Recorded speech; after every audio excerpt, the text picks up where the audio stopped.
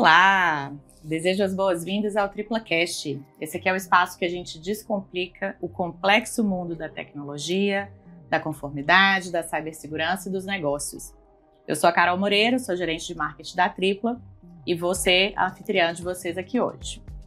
Quero começar com algumas perguntas para você que é nosso ouvinte que está acompanhando hoje.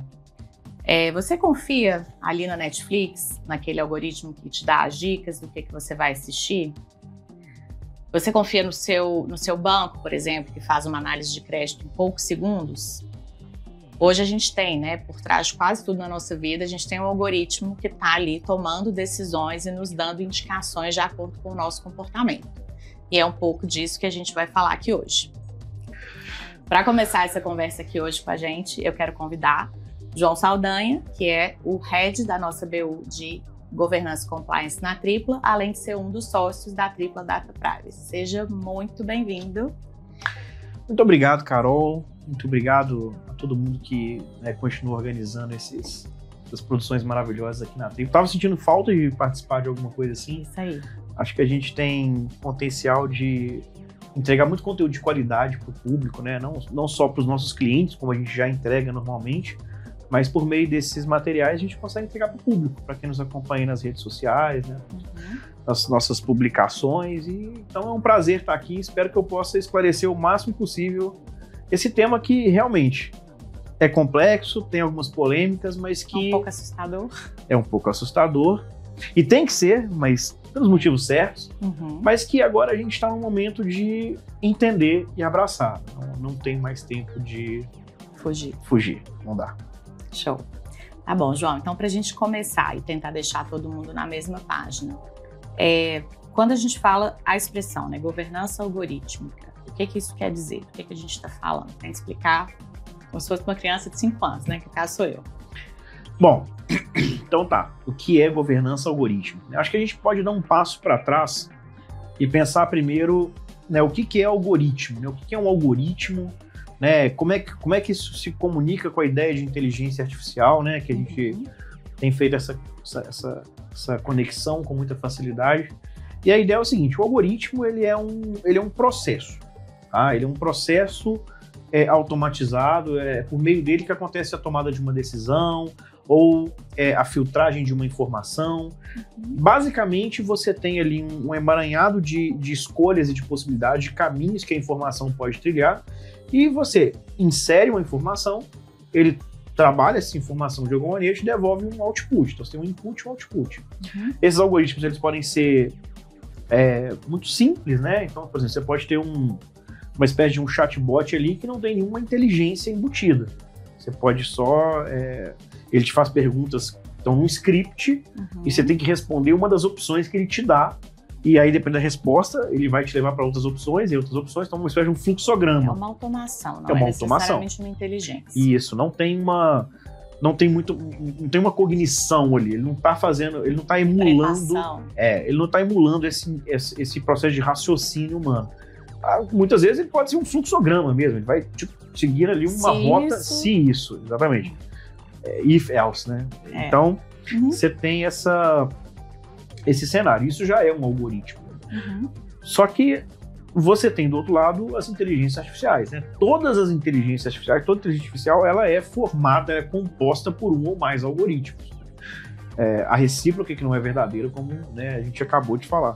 Então, como a gente tem hoje, com mais abrangência, o conceito de algoritmo, e ainda assim, mesmo que simples, mesmo que singelos, eles trazem riscos envolvidos, a gente chama o trabalho de conhecer e governar os riscos de governança algorítmica, Muita gente fala governança de inteligências artificiais, não está errado, a governança de IA, mas ele acaba sendo restritivo demais. O ideal é você falar de governança algorítmica, porque você está administrando ali um universo mais abrangente do que só das inteligências artificiais. Então, seria isso. Governança algorítmica é a adoção de mecanismos, de processos, de ferramentas, de regulamentos que te ajudam a conhecer os riscos que estão ali inerentes ao desenvolvimento, à implementação e à utilização desses algoritmos e como governar esses riscos, né? Alguns desses riscos a gente vai tentar eliminar, outros a gente vai tentar mitigar, outros a gente precisa pelo menos conhecer. Às vezes não tem o que fazer com relação a ele, mas você precisa saber que ele existe para que você possa ter salvaguardas ali, tipo, caso esse risco seja explorado, você sabe o que fazer depois. Acho que essa é uma boa forma de resumir. Legal. Você entende que esse tema agora deu uma explodida, popularizou por causa das IAs generativas, tipo ChatGPT, ou isso já era uma preocupação? Você entende que isso já é um conceito, né, que as pessoas, que as empresas se preocupam há mais tempo? Não. Com absoluta certeza, começou-se a falar mais de governança algorítmica por conta da grande explosão, né, de adoção das inteligências artificiais. Na verdade, o que aconteceu foi, a gente já vinha numa crescente imensa no desenvolvimento e na adoção de inteligências artificiais, né? Isso é uma coisa que não começou agora. O que aconteceu foi que teve a confluência de dois fatores principais que causaram uma explosão no assunto. Primeiro, o advento de todo o universo de inteligências artificiais generativas, né, as GenAIs. A gente tem o próprio ChatGPT, Gemini, exatamente, Midjourney, né, Stable Diffusion, a gente tem várias. O próprio Copilot, né, vai te ajudar em algumas coisas nesse sentido. Então, primeiro, a gente tem o advento disso. E por que isso é um fator? Porque é meio fantástico. A IA generativa é meio fantástica. Ela pode não ser, ela poderia até no começo ser menos poderosa do que um equivalente, que era um agente que faz uma ação específica, mas ela é com certeza mais interessante, né? Então, a ideia de você estar ali, às vezes, dialogando com uma inteligência simulada, e mais, nesse diálogo você fornece prompts, né? Você fornece comandos, e ela gera conteúdo, ela cria conteúdo textual, artístico, né? Artístico é uma palavra até polêmica, né? Porque muito se questiona se ele é artístico ou não, mas uma imagem, por exemplo... Não é autoral, mas... Sim, né? Isso faz parte do vasto leque de polêmicas que tem, né, envolvido aí nas inteligências artificiais, mas é muito fantástico. O fato é que é incrível. Então esse é o primeiro fator. O segundo fator é que, além dessas IAs generativas terem surgido, elas se democratizaram muito rápido, né? Assim, com certeza o principal autor, né? O principal ator disso é o ChatGPT, porque ele meio que puxou esse movimento, mas o fato de que é uma coisa acessível, uma tecnologia que se acessa em browser de navegação, e que você não precisa de conhecer de programação, né, de linguagem de codificação, você fala com ele, né, hoje em dia em português, né? No começo ele até era menos capaz em alguns idiomas, mas hoje em dia não. Então, muito rápido, né? Muito rápido. Sim, não. Isso, nós vamos chegar nesse ponto com absoluta certeza, mas esses dois fatores, de ser uma coisa muito fantástica, uma coisa que nos gera essa sensação de moderno, é muito futurístico isso, né? Somado ao fato de que está ao alcance de qualquer um, isso fez com que a coisa explodisse. Então, e aí isso gera um efeito cascata. Não só as pessoas físicas, né, eu e você começamos a usar mais e conhecer e querer saber e otimizar o uso, mas as pessoas jurídicas, as empresas, as organizações, as entidades olham para isso e falam, bom, estou diante de uma virada que me traz um aumento de produtividade, por exemplo. Então eu já pego, hoje quando eu vou traçar uma meta, se eu for usar uma meta de venda, uma meta comercial, ou uma meta de entrega, eu não posso traçar essa meta pensando na capacidade de entrega sem agente de inteligência artificial. Eu tenho que pensar que existem esses agentes, né? Então, eu diria que esses dois fatores, o fato de ser uma coisa impressionante, uma coisa incrível, né, e o fato de ser uma coisa muito, e eu uso essa palavra com muito cuidado, democrática, muito acessível, talvez esses dois fatores tenham feito esse assunto explodir, porque na medida que a gente usa, os riscos se tornam cada vez mais materializados. E quando você fala, né, que as empresas estão usando, as pessoas estão usando em grande escala, eu entendo que existe uma troca de dados muito importante acontecendo durante todo esse momento. né, e há alguns poucos anos para cá, a gente também tem aí o advento da LGPD e né, de todo um olhar em cima da proteção de dados e da privacidade das pessoas.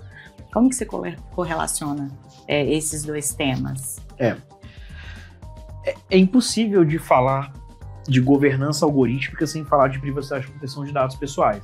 É claro que vão existir algoritmos, né, que vão estar funcionando em sistemas que não tratam dados pessoais e que, portanto, a Lei Geral de Proteção de Dados Pessoais não vai se aplicar. Então, por exemplo, você imagina um algoritmo que tem uma função muito específica dentro de uma planta industrial para otimizar uma atividade muito localizada ali no chão de fábrica, né? Ele não está tratando dado pessoal a princípio, ele está lidando com aquilo ali.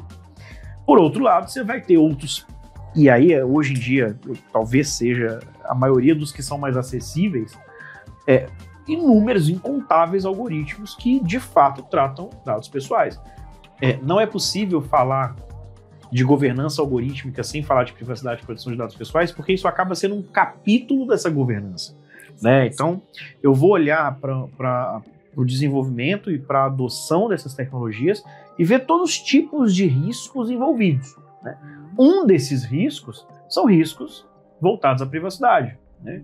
Então, quando a gente, e aí isso é muito interessante, porque no Brasil a gente tem hoje normativas sendo desenvolvidas para regulamentar essa governança algorítmica, né? Eu acho que o exemplo principal é o PL 2338, que está em trâmite, já tem regime de urgência e tudo, que a gente vem chamando de marco regulatório da inteligência artificial. Então a gente tem aí um esboço de lei específico, claro.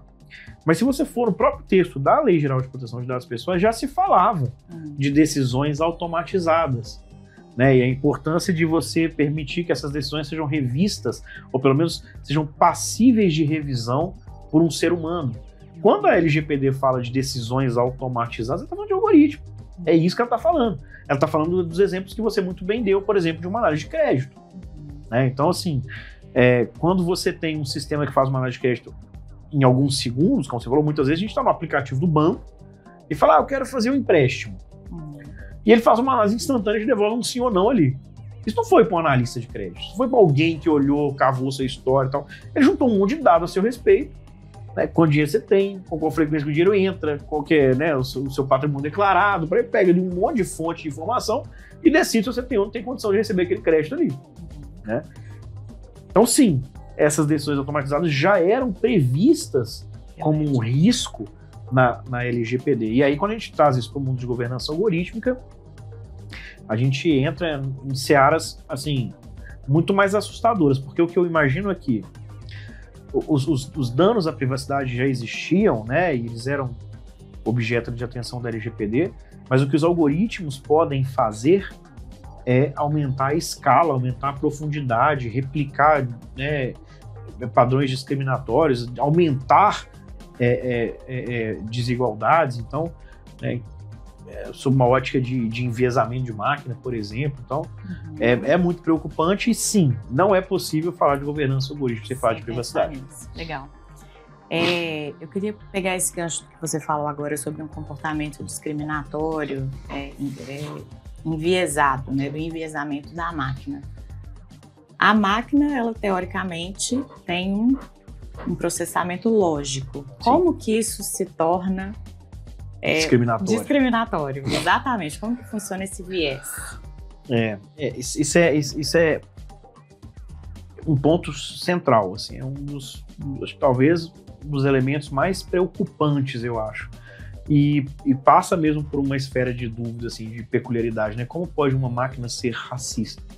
Como pode um sistema ser homofóbico? Como pode, né? Então, assim, a ideia é que, a princípio, não é. Né? A máquina não é. Mas a gente tem que entender o seguinte, quando a gente fala de algoritmos, a gente está pensando em sistemas que foram desenvolvidos para automatizar, ampliar, tornar mais eficiente, mais rápido, mais eficaz ou em maior escala alguma coisa que a gente já faz, né? E aí tem dois problemas aqui. O primeiro em alguns casos, ela vai imediatamente replicar padrões discriminatórios que já existem e que às vezes são conhecidos. Então você tem padrões discriminatórios conhecidos, observáveis, e que, à medida que você for treinando a máquina numa base de... os algoritmos são treinados em bases de dados. Assim, essa base pode ser uma base fechada, pode ser uma base pública, pode ser a própria internet, e aí trazer, né, com isso todos os vieses envolvidos ali.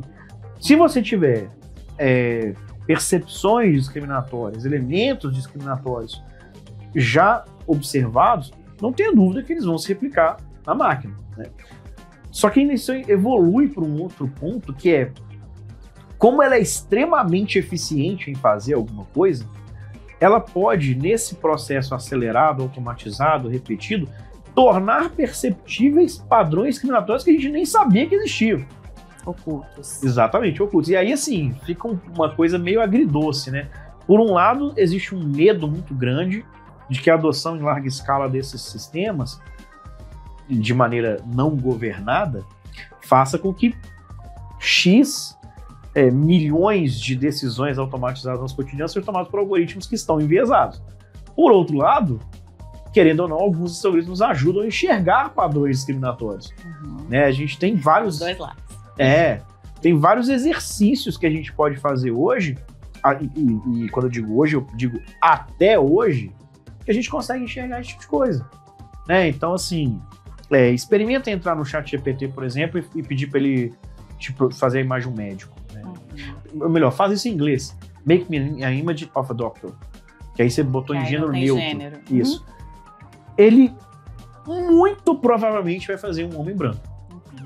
É porque ele é racista, é porque ele é machista, é porque ele é misógino. Então, o GPT não é nada. O GPT ele é um processo estatístico, é matemática. Só que se a base que foi utilizada para treinar ele com a percepção do que é um médico, né, e aí a gente entra numa esfera filosófica, que essa é a caverna de Platão. O algoritmo ele trabalha com a projeção do mundo. A gente apresentou para o algoritmo a sombra do mundo, e essa sombra do mundo o médico é essa figura. É um homem branco. Ah, João, mas espera aí, não usou nenhuma imagem de um médico negro ou de uma médica? Não, provavelmente utilizou. Só que é estatístico. Se você tiver 100 milhões de imagens de médico e 0,001% for que desvia desse padrão, ele nunca vai atrás disso. Pensa que ele quer ser eficiente. Ele constrói a resposta que ele acredita que está mais certa. Com base em dados estatísticos. É estatística. E não é só uma estatística objetiva, ainda tem isso. É a fragmentação e a reconstrução de bilhões de percepções estatísticas que se cruzam e tornam bilhões de representações estatísticas. Então, é uma coisa assim, muito difícil a gente visualizar, porque está numa esfera matemática assim, de grandeza astronômica.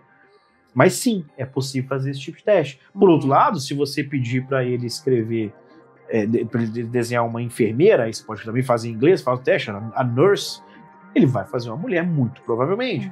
Então, assim, é porque ele acredita que isso é o certo? Não, ele está replicando um padrão. Em alguns universos, isso é só incômodo. Né? Quando a gente olha para isso que eu falei, por exemplo, gera um incômodo, né? Talvez uma preocupação e um senso de preciso corrigir isso, né? E a gente tem trabalhado para isso, né? Tem muita coisa que hoje em dia a gente faz em hard code mesmo, vai lá no algoritmo e fala, ó, você precisa entender que isso não é assim, não leve em consideração a variável tal, por exemplo. Mas quando a gente traz isso para o mundo real, prático, aí a gente começa a ter consequências mais preocupantes. Eu queria falar disso, eu queria entender um pouco isso, essas consequências e principalmente o accountability mesmo, a responsabilidade por isso. Por exemplo, se uma pessoa tem o seu acesso a crédito negado por um processo discriminatório, e de alguma forma a gente consegue entender que foi por um processo discriminatório. Inclusive foi um ponto importante aí. A culpa é de quem? A culpa é da empresa, é do sistema? As normativas que a gente está mencionando, né?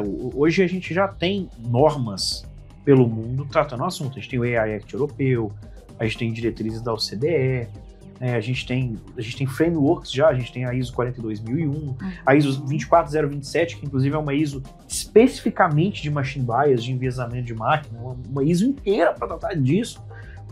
Hoje em dia a gente já tem framework NIST sobre o assunto. Então, assim, nós estamos tratando. Elas buscam justamente encontrar quem é o responsável, por meio de atribuições de obrigação, né? A gente tem problemáticas muito assim, vamos pensar um carro autônomo. O carro autônomo, ele foi desenvolvido, às vezes, ali por um monte de gente diferente. Você tem um cara que desenvolveu um carro que permite que um algoritmo pilote. Aí você tem um cara que desenvolveu o algoritmo que pilota um carro. Aí você tem a empresa que comprou o algoritmo e o carro e botou para rodar. E você tem o cara que desenvolveu qual que é a hierarquia de importância que o algoritmo dá diante de eventos. Para tomar as decisões. Para tomar as decisões. Então você tem um carro que aí ele está lá dirigindo autonomamente pela cidade, né? Por exemplo, um aplicativo de corrida. E aí você entra no carro, você é o passageiro, você está lá no banco, mas não tem ninguém dirigindo. Isso é um cenário comum em muitas cidades do mundo. Às vezes o carro pode se deparar com alguma situação, por exemplo, ele às vezes toma uma cortada, alguma coisa, ele tem que pensar rápido e agir para proteger o passageiro ou amassar um pedestre pela calçada. Ele consegue, às vezes, coletar dados imediatamente para perceber que ele vai ter que tomar uma decisão. É instantâneo. Ele é mais eficiente que a gente nisso. Inclusive, né? Em coletar as informações. Porque na nossa decisão vai entrar um fator emocional, vai entrar um estresse, um cortisol que ele não tem. Exatamente. E aí a gente... E olha que interessante, você trouxe um negócio legal. Muitas vezes esse estresse todo te desincumbe de responsabilidade. O direito reconhece que em determinadas situações existe uma inexigibilidade de conduta diversa, que a gente fala no direito, que é a ideia de que naquela circunstância era inexigível que você fizesse outra coisa. É impossível exigir isso de você.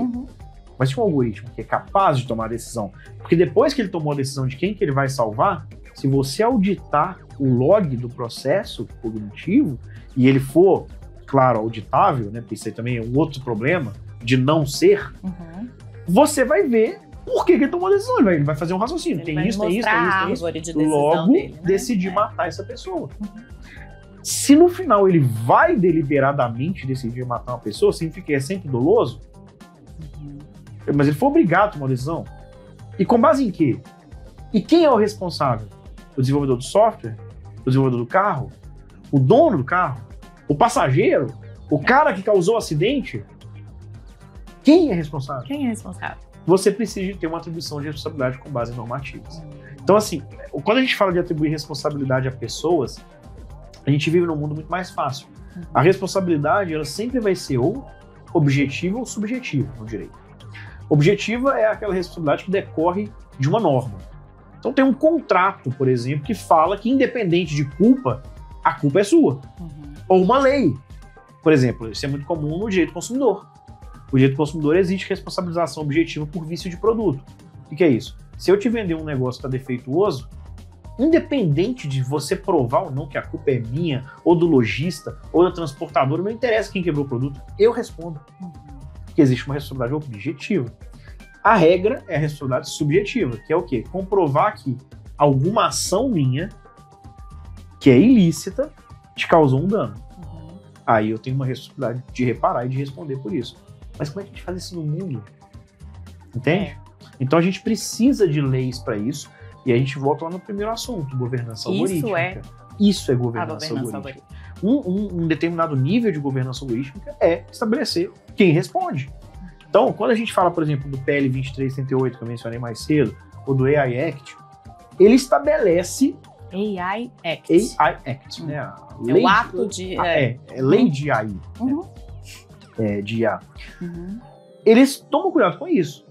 Eles estabelecem medidas objetivas que o fabricante, que o desenvolvedor de uma IA tem que adotar, por exemplo. Então, dando um exemplo bem esdrúxulo aqui, a princípio ele vai te falar assim, nesses casos a decisão tomada tem que ser essa.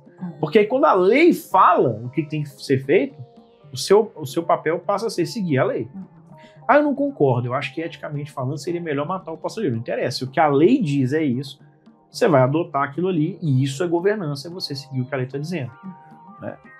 Agora, uma preocupação que a gente tem, né? E aí, trazendo para o plano prático que a gente falou sobre enviesamento, sobre machine bias, né? A gente deu esses exemplos que são inofensivos, né? Assim, incômodos, mas inofensivos, tipo do ChatGPT gerar uma imagem X ou Y. E você me perguntou, tá, como é que isso vira um problema no plano real? Eu acho que a melhor forma da gente enxergar isso, talvez seja com exemplo, né? Assim, quer ver? Vamos imaginar o seguinte, ó. Vamos imaginar o seguinte cenário. Eu tenho uma empresa, tá? E eu contrato um software de recrutamento e seleção. Como tem vários. E de fato eu uso na minha empresa. Hoje em dia é extremamente comum que esses softwares tenham features de inteligência artificial, tenham funcionalidades que são powered by AI, né? Que tem algum algoritmo por trás dando potência. Eles fazem leitura dos currículos, por exemplo, fazem indicações, por exemplo. Né? Vamos usar esse exemplo.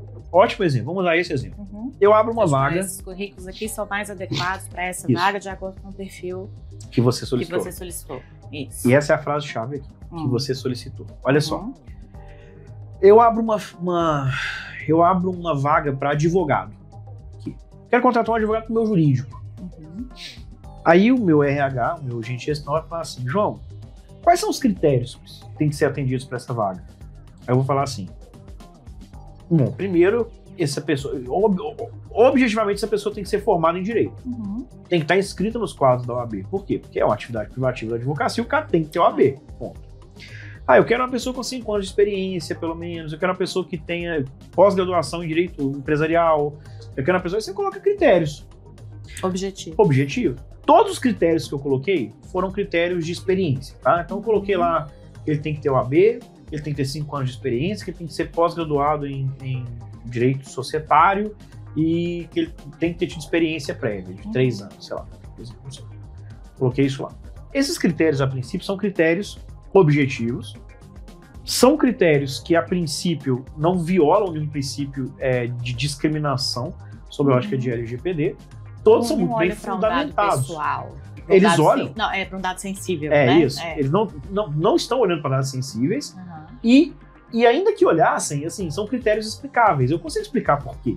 Eu quero um cara com X experiência, eu quero uma pessoa assim, eu quero uma pessoa assada. Faz sentido. Inclusive, um desses critérios decorre de lei. Eu não posso contratar um cara que não é advogado para ser advogado. Então, eu tenho que cumprir a lei. Né? O gerente de gestão pega essas informações, joga lá no software, filtra no meio daquele tanto de currículo, devolve 10 currículos. Fala assim, ó, gerente de gestão. Esses são os 10 currículos que melhor atendem esses critérios. E vai estar lá 10 currículos. A nossa gerente analisa e escolhe o João. O João é homem, caucasiano, de 35 anos. Escolheu. Seleciona na plataforma. Eu quero o João. Então, a plataforma retroabsorve essa informação. Daqueles 10 escolheu o João. Quem foi o mais adequado. O mais adequado. Foi pro bolo. Então, voltou lá pro fundo. Daí a pouco abre uma outra vaga. Tem outros critérios objetivos. Outros. Para outra coisa. Para o marketing dessa vez. E aí, dessa vez, escolhem o Pedro. Um homem caucasiano de 32 anos. Volta lá pro bolo. Agora, pro financeiro, escolheram o Vitor, homem, caucasiano, de 34. Eventualmente, e isso é importante, se esse algoritmo tem machine learning, né, uma funcionalidade ali de adaptação, de reprogramação, para que ele te atenda cada vez melhor. Não se esqueça que todo robô só tem um objetivo, te servir. Aumentar a performance. Ele quer te servir, ele quer te deixar feliz. Ele quer você feliz. Você já experimentou pedir a opinião do GPT para alguma coisa que você fez? Já. Cara, é quase impossível você conseguir dele uma crítica construtiva. Muita autoestima, né? Assim que a gente fica. Não, eu uso muito, e assim, quando você vai, né, programar os seus agentes, você pode colocar regras, né, por trás dele. Eu, assim, tem parágrafos inteiros falando, meu amigo, eu preciso que você fale a verdade. Eu quero que seja um advogado do diabo. Se tiver ruim, me fala. Né? Então, assim, às vezes eu preciso trocar uma ideia, é muito comum eu escrever um artigo e pedir para ele opinar. Assim, tá claro que eu queria a ideia tal? Ele fala, tá brilhante, você é praticamente um Machado de Assis. Então, assim, né? A gente precisa disso. Nesse caso, o algoritmo ele quer te deixar feliz, ele quer te agradar. Então ele não só considera os critérios objetivos que você inseriu na plataforma, os declarados, como ele começa a aprender com critérios que você às vezes não sabe que são importantes para você. Se todas as últimas 100 vezes você contratou um homem caucasiano que tem entre 30 e 35 anos, essa máquina olha e fala, gente, coitado da Carol, ela não percebeu. Ela não percebeu tanto que é importante para ela que seja um homem caucasiano de 30 a 35 anos. Ela não sabe, mas eu sei, eu vou ajudá-la. Não é que a máquina decidiu que a pessoa tem que ser caucasiana. Todos os funcionários, a partir de agora, serão Só que como é que isso começa a refletir na prática? Cada vez menos pessoas que fujam desse padrão vão compor aquela amostragem de 10 currículos que ele te entrega. Até que, eventualmente, nenhum currículo mais vai fugir daquilo. E olha como é que tem um ciclo vicioso aqui. Se antes eu tinha uma amostragem diversa, e agora ela é menos, ela tem 5 que caem nisso e 5 que é o resto, a chance de você escolher um desses 5 que aumentou.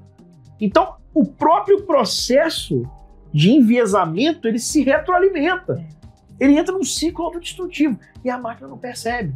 João, como é que evita isso? E a gente não percebe. Não percebe, se você não tem vagas afirmativas, se você não tem um processo em que você olhe para isso. Se você não tem governança algorítmica. E se você não tem governança algorítmica. A governança algorítmica, ela entra aqui como? João, como é que evita isso? De várias maneiras. Você pode evitar by design. Você pode ir lá na lei 2338, ou no AI Act, e falar assim, ó, é proibido que softwares de recrutamento e seleção utilizem critérios étnicos. Você pode fazer isso? Isso não pode ensinar a máquina. Isso. A máquina não pode levar esse critério em consideração. Por exemplo, não estou dizendo que é o caso, mas isso seria. Aí o cara que está desenvolvendo fala, lá no código, este critério étnico, o racial, ele nunca pode ser adotado. Viu, robô? O robô fala assim, senhor, não sei por quê, não interessa, ele não pensa, ele não sabe. Né? Para ele, tanto faz. Para ele, acabou. Essa é uma forma. Outra forma é você falar assim, olha, não tem uma lei que obriga, mas o desenvolvedor do software acha que isso é muito negativo, que esse risco exista. Então ele te manda em configuração de fábrica que esses critérios não serão observados. Você pode usar esses critérios? Pode, mas você tem que ir lá nas configurações. Desabilitar. Exatamente. Né? Ter uma ação. Isso aí é um by default. Né? O que é by default? By design é quando ele é na concepção criado para evitar aquele problema. O by default quer dizer que a configuração padrão evita o problema. Então, a configuração default dele evita o problema. Ou então, você pode até falar assim, olha, eu não tenho nada no código. Ele pode usar o critério que quiser. Porque eu quero eficiência aqui na empresa. Mas, eu tenho um auditor. Que toda semana abre o código lá e fala, deixa eu ver o que você está levando em consideração. Aí se ele vê que começou a ser de critérios obscuros, ele fala, não, peraí, para, não usa isso não. Aí ele vai lá manualmente e vai editar aquilo. Faz uma... Esse que eu dei é um exemplo. Uma curadoria. Ali, faz uma curadoria. Tudo isso é governança algorítmica. Você vai ter desde a obediência de uma lei, até a configuração padrão de fábrica, até mecanismos implementados pela sua própria organização para manter esses riscos em xeque. Entende? Então, tudo isso é governança. É fácil você ter um especialista que é capaz de abrir o código de alguma coisa e analisar lá na linguagem de programação quais são os critérios? Não. Por isso que é recomendável que você adote tecnologias de IA que te dão essa transparência. Se ele tiver uma aba que te mostra, você clica lá na aba e fala assim, esses são os critérios que ela está usando, é muito mais fácil. Com certeza. Isso é transparência, que é um dos princípios. Então, esse é um bom exemplo. Temos outros milhares de exemplos possíveis. Acho que esse é um exemplo muito fácil de visualizar. O risco super tangível, assim, dá para entender, né? E é uma coisa real, né? Então, assim, como é que aquela situação do ChatGPT gerar uma imagem no mundo real se transforma num pesadelo? Porque quando a gente manda ele criar um médico e ele sempre cria um homem branco, é um incômodo inconveniente. Que a princípio não tem um impacto imediato em você que está ali. É assim, que representa um pensamento coletivo que é problemático, mas... Sim, não estou observando imediatamente um dano a ninguém. apesar de ser um evidente sintoma, né, social e antropológico, pronto. Mas quando eu trago para um plano prático, igual, por exemplo, processo de recrutamento de seleção, e isso, gente, que eu falei aqui, isso pode se aplicar para tudo, para o próprio questão do score de crédito. Por exemplo, o crédito é isso. E se, por exemplo, você tem um banco que faz esse crédito e leva em consideração critérios perfeitamente razoáveis, tipo patrimônio, renda, legal. Só que se ao final de um ano operando, ele chegou à conclusão de que na região norte tem mais gente que toma bomba nesse critério, ele pode começar a entender que o fato de ser do norte por si só é um elemento que reprova. É um detrator. Exatamente, é um detrator. E, gente, olha que coisa fantástica. Isso não é um problema algorítmico, isso é um problema estatístico. Sempre existiu viés estatístico. Viés estatístico sempre existiu, só que nunca fomos colocados diante de uma situação em que o viés estatístico tem o potencial de acabar com a humanidade, igual a gente está agora. Um dos dilemas assim, mais profundos que a gente tem, por exemplo, nos Estados Unidos, é uma coisa muito observada. A gente fala de selection bias, viés de seleção de informação. É muito comum você ver algumas pessoas falarem assim, um percentual muito grande da população negra comete crimes. Por exemplo, então um percentual muito grande dos crimes são para a população negra. Se você transformar isso e tirar uma conclusão disso, você não está analisando a situação. Por isso que é um viés. É um viés. Quando você vai muito mais a fundo, você tem uma construção que leva à ideia de que, primeiro, tem todo um contexto histórico que construiu uma segregação de uma etnia e que coloca essa etnia, às vezes, à margem da sociedade. E que aí o viés, na verdade, é o seguinte: quem é mais inclinado a cometer um crime patrimonial é quem precisa de patrimônio.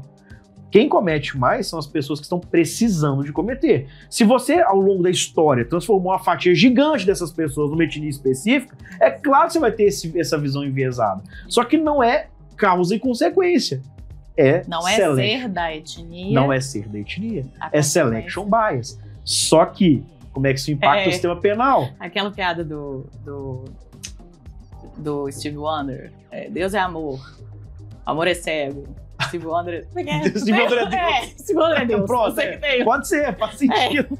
A ideia é essa, é uma analogia viciada. Faz sentido, né? Só que olha o problema. Se você implementa IA, e isso é uma coisa que já tentaram fazer algumas vezes, a gente sempre falhou, e estamos tentando encontrar uma forma de fazer funcionar.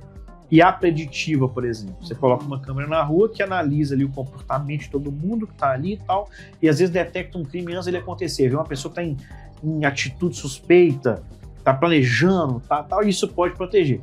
Tá. Você já viu onde eu quero chegar. Vi onde você quer chegar. Esse é o problema do que a gente chama do Minority Report, né? Que é um filme que era essa precognição. A gente tem que tomar muito cuidado, porque algoritmo é estatística. E viés estatístico gera mentiras estatísticas. Você pode, na estatística, escrever uma frase que ela é conceitualmente verdadeira e ela ser completamente falsa para fins de tomada de decisão. Tem uma das propagandas, né, dos anúncios feitos pelo Washington Oliveto, que foi mais premiado no mundo, era falando sobre o Hitler. E aí ele só falava, eram frases que ele só falava verdades. Ele fundou a Sociedade Protetora dos Animais. Ele fez aquilo. Ele era, não sei o quê, era amado pelos... Aí você vai afastando final, e você vê que ele fala, dá pra falar muita verdade. Muita verdade. Isso. Não, ao contrário, né? Muitas mentiras usando a verdade. Não. É uma coisa assim. Assim. Dá pra não mentir sem falar uma... Como é que é? É isso. A lógica depois a gente olha. Na versão final a gente coloca. Isso. A lógica é essa. Em resumo, a ideia que a gente tem que entender aqui é a questão algorítmica, a questão de inteligências artificiais, ela permeia o potencial de você escandalizar, de você tornar gigantesco e você tornar altamente consequencial pequenos elementos. Porque, como a gente falou, né, qualquer coisa no estatístico, se você levar ao infinito, vai se tornar uma coisa gigantesca. Qual que é a nossa preocupação principal, né? Eu acho que isso que leva pro cerne da questão aqui. Quão preparados nós estamos para adotarmos essas tecnologias da forma como nós já estamos adotando? Né? Quer dizer, o ChatGPT chegou, todo mundo começou a usar, aí o Gemini, e aí não sei o quê, e aí o Copilot, e aí um monte de ferramenta com features de AI, e de repente o mundo é um mundo cheio de IA. Não é possível mais trabalhar sem IA. Fantástico. Mas quando que a gente vai sentar para conversar sobre os riscos?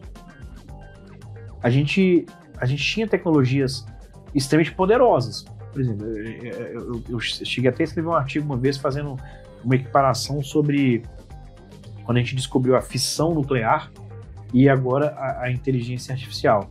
São duas coisas extremamente poderosas com potencial devastador, só que nem todo mundo tem uma bomba atômica em casa. Todo mundo tem um agente de ar, entendeu? Então a gente precisa... É muito exponencial. Então eu acho que o cerne reside nisso.